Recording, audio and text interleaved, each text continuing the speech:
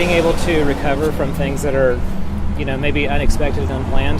So if something goes wrong, you can get back to where you were as quickly and as easy as possible. I guess being strong through adversity.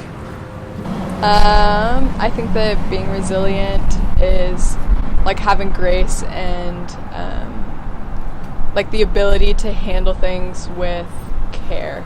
Somebody that has to have integrity as well. I think that's a good quality in somebody that is resilient, has great integrity. To me, it's the ability to snap back after a setback, get yourself back on track. Resilience is pretty much just, staying power, ability to bounce back when you have problems, determination. Resiliency is being strong, being able to overcome adversity, and being fearless. To me, They refuse to quit. They refuse to give up. When things are looking down, they always find a way to bounce back up. Definitely fighters. someone who's resilient is someone who is unfazed by something that might be hard to them. Be optimistic. Even when maybe a lot of people wouldn't, they would tend to be optimistic. I think a positive attitude helps a lot. Optimistic. Yeah, ready to attitude. Try it again. Yeah, ready to, like I say, bounce back and get themselves back on the track. I think the ability to get knocked down and get back up. We all experience our ups and downs. Well, in school they make you watch videos on grit. Even though students may not come from the best backgrounds, but they really want something and they really want to get it done. So they'll even if they fail, they'll keep trying and they'll keep trying. And I feel like that can be acquired. I feel like it would be hard to acquire it though. How do I build those traits? Oh wow. I was just plugging my meter.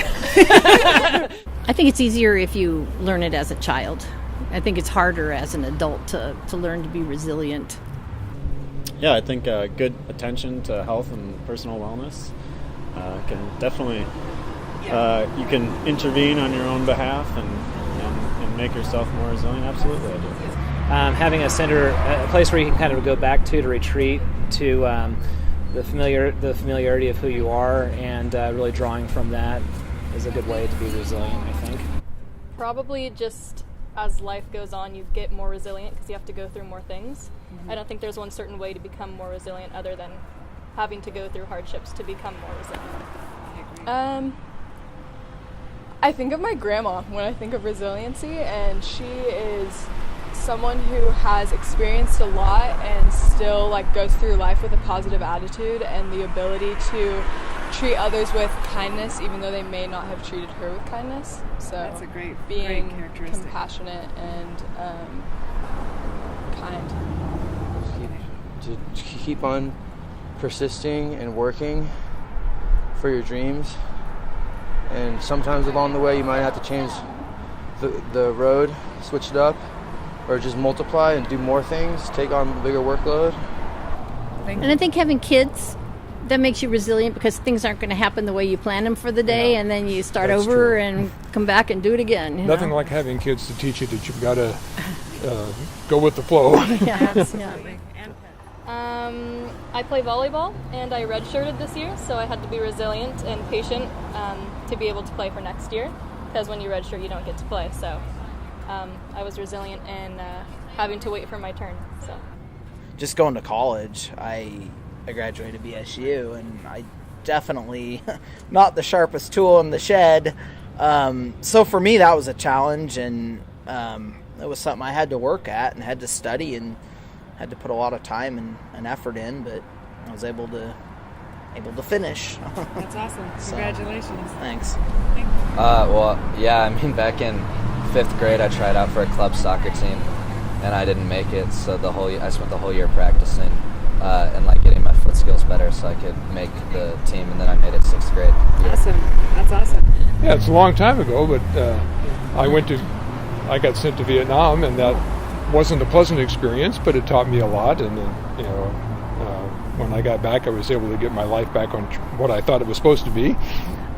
But when bad things happen, it can either destroy you or make you better, and you have to not get so consumed by what's wrong that you forget about all the things that are going right at the same time.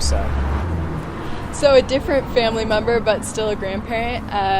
My grandpa, when he was 14 years old, he decided to leave Mexico and come to the United States on his own. And he was deported like 4 times in one day, like twice by the same officer. And I think that he was resilient and was determined to create his own future and mold himself through experiences that would have been really hard to take on at 14. And like being resilient in a sense of like determination and such. I went blind 10 years ago, and I was ticked off about it, angry. And so, I had to adapt, had to be optimistic, and it wasn't an overnight thing. It was a long process. And so actually I used those very things. I used my faith, I used my family, and I used the ATC to help me build skills to actually help become more resilient, more up to, maybe come to more of the acceptance process. So that'll be one example.